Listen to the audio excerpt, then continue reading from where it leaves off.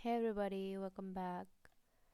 सो पिछले क्लासेस में हमने देखा था कि ये चीज़ें जो हैं सॉरी कहाँ गया हाँ getting to know each other recognition of our community empathy compassion and justice ये सब हमने देख लिया था। ये destructive and constructive emotions, training the mind, mindfulness, meditation and discovering your vocation and interest. ठीक है।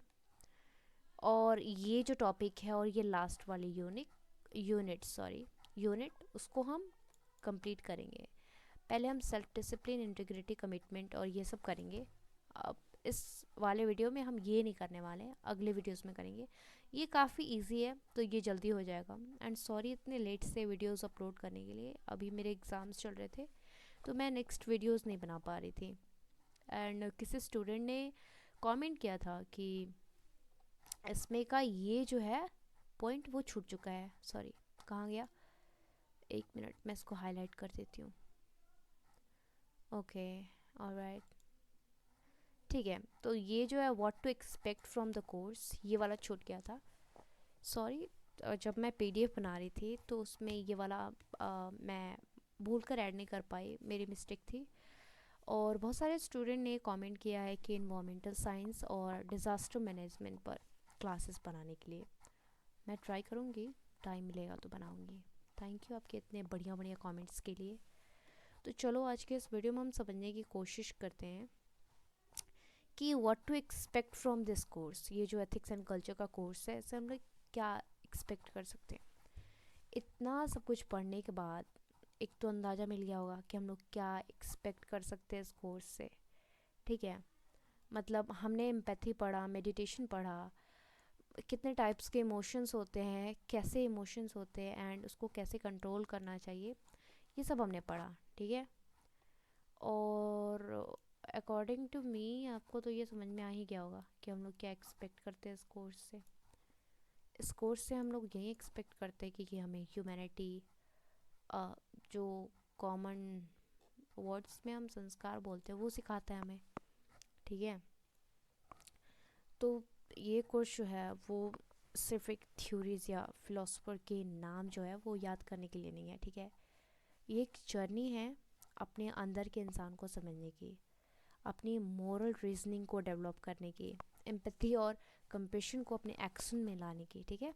और एक रिस्पॉन्सिबल सिटीजन और एथिकल लीडर बनने की प्रैक्टिस करवाता है हमें। ठीक है। जिसमें हम लोग मोरल डिसीजन मेकिंग का हम लोग सीखते हैं, या फिर ह्यूमन वैल्यू सीखते हैं, कल्चरल अंडरस्टैंडिंग होती है हमें, रियल लाइफ एप्लीकेशंस पे कभी कभी हम लोग करते हैं, जैसे कैसे ये सब वैल्यूज़ हम डेली लाइफ और प्रोफेशन में यूज़ कर सकते हैं। ठीक है। तो सिंपल लाइन में हम समझे तो ये कोर्स आपको ये सिखाएगा कि एथिक्स सिर्फ किताब तक सिमटी नहीं है। ठीक है। बल्कि हमारे हर छोटे डिसीजन में छुपी होती है, चाहे क्लासरूम में हो या फैमिली में हो। ठीक है। ये हमें सेल्फ रिफ्लेक्शन सिखाती है, अपने बिलीव्स और बायसेस पर सोचने में हमें मदद करती है, डिस्कशन और डिबेट्स में हमारी मदद करती है, स्टोरीज़ हो, केस स्टडीज़ हो, उसमें हमारी मदद करती है। उसमें हम लोग दो पॉइंट पर सोचते हैं, एथिकल और अनएथिकल। मोरल क्या होता है, मोरल वैल्यूज़ क्या होती है, वो तो हम लोग पढ़ चुके हैं। तो मोरल वैल्यूज़ क्या होती है वो भी हमें सिखाती है। इससे हम लोग ग्रुप लर्निंग करते हैं, जैसे दूसरों के एक्सपीरियंस से हम लोग सीखते हैं।